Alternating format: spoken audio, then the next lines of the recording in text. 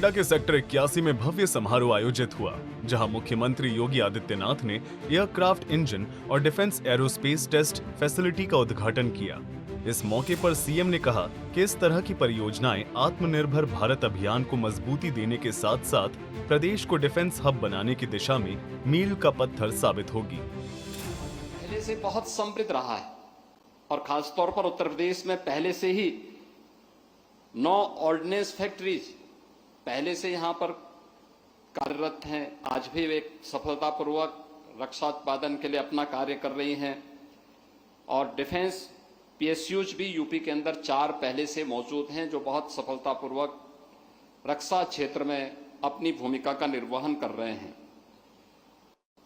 मैं आभारी हूं आदरणीय प्रधानमंत्री जी का और आदरणीय रक्षा मंत्री जी का, जिन्होंने देश की वर्तमान की चुनौती को ध्यान में रखते हुए देश के अंदर 2 डिफेंस मैन्युफैक्चरिंग के जो 2 नए केंद्र उभरते हुए दिखाई दे रहे हैं, उनमें से एक उत्तर प्रदेश को दिया है और उत्तर प्रदेश में हम 6 नोड में उसका विकास कर रहे हैं। अब तक हम लोगों ने 12,500 एकड़ लैंड डिफेंस मैन्युफैक्चरिंग कॉरिडोर के लिए अलीगढ़, आगरा, कानपुर, लखनऊ, झांसी और चित्रकूट में उपलब्ध करवाया है। और इसके अलावा हम लोगों ने इस बात को भी सुनिश्चित किया है कि जितना भी लैंड चाहिए और जिस भी प्रकार की सुविधा चाहिए उत्तर प्रदेश सरकार उपलब्ध करवाएगी, क्योंकि लखनऊ की जो मुस्कुराहट है वह तब तक अधूरी थी जब तक वहां से मिसाइल की गूंज दुश्मन के कानों तक न गूंजे, और अब वह और अच्छे ढंग से देखने को मिल रही है। और अभी ऑपरेशन सिंदूर के अंदर ब्रह्मोस ने अपनी क्षमता का प्रदर्शन भी किया है। ऐसे ही उत्तर प्रदेश के अंदर बीडीएल का झांसी में केंद्र बनाने के साथ ही वहां पर उसकी मैन्युफैक्चरिंग की कार्रवाई भी प्रारंभ हुई है। AK-203 अमेठी में इसका निर्माण का कार्य चल रहा है। बबलेन स्कॉट का हरदोई में कार्य चल रहा है। ये सभी तेजी के साथ उभर रहे हैं और अन्य अनेक ऐसे यूनिट उत्तर प्रदेश के अंदर वर्तमान में कार्यरत हैं।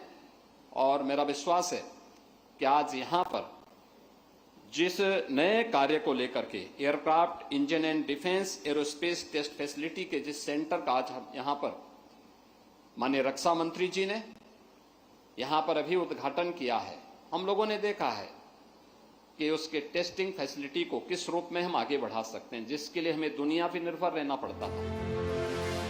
इस दौरान सीएम योगी ने कहा कि इस फैसिलिटी से न केवल अत्याधुनिक तकनीक को बढ़ावा मिलेगा, बल्कि हजारों युवाओं को रोजगार के नए अवसर भी प्राप्त होंगे। उन्होंने कहा कि यूपी अब सिर्फ पारंपरिक उद्योगों के लिए ही नहीं, बल्कि डिफेंस और हाईटेक सेक्टर में भी देश का नेतृत्व करेगा। और कैसे उन चुनौतियों का सामना कर सकते हैं, उस दृष्टि से अत्याधुनिक ड्रोन के निर्माण करने के साथ ही aircraft engine and defence aerospace test facility को यहां पर विकसित करने में सफलता प्राप्त की है। मैं इसके लिए इन्हें चेयरमैन श्री विकास मिश्रा जी को और सीईओ श्री विवेक मिश्रा जी को अपने भारत सरकार के रक्षा उत्पादन से जुड़े हुए और रक्षा क्षेत्र से जुड़े हुए सभी संस्थाओं के साथ ही हृदय से बधाई देता हूं और उनका अभिनंदन करता हूं।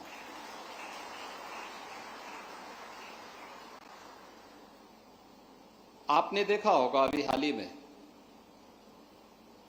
यह देश 1947 से लगातार विभिन्न प्रकार की चुनौतियों का सामना करता रहा है और प्रत्येक युद्ध का पैटर्न हर एक युद्ध ने बदलते हुए भी देखा है। ऑपरेशन सिंदूर ने युद्ध के एक नए दौर में प्रवेश किया। उसने भारत के सामर्थ्य और शक्ति का एहसास तो दुनिया को कराया ही, लेकिन हम सबकी आंखों को खोलने के लिए बहुत सारे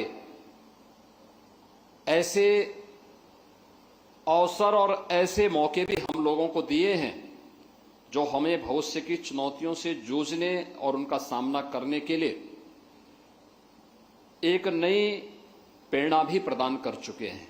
नोएडा में इस फैसिलिटेशन सेंटर के साथ ही अत्याधुनिक ड्रोन निर्माण के इस नए केंद्र के रूप में इस नई यूनिट को यहां पे स्थापित करने के लिए श्री विकास मिश्रा और श्री विवेक मिश्रा को हृदय से धन्यवाद देता हूं। उत्तर प्रदेश वासियों की ओर से उनका अभिनंदन करता हूं और उन्हें इस बात के लिए आश्वस्त करता हूं कि उत्तर प्रदेश सरकार देश की सुरक्षा के लिए या फिर देश के अंत की आवश्यकता के लिए जिस भी प्रकार की आवश्यकता पड़ेगी हर प्रकार का सहयोग अपनी ओर से करेगी। नोएडा में एयरक्राफ्ट इंजन और डिफेंस एरोस्पेस फैसिलिटी का उद्घाटन मुख्यमंत्री योगी आदित्यनाथ के ड्रीम प्रोजेक्ट्स में से एक है। इससे साफ हो गया है कि योगी सरकार प्रदेश को डिफेंस मैन्युफैक्चरिंग का ग्लोबल हब बनाने के लिए लगातार बड़े कदम उठा रही है।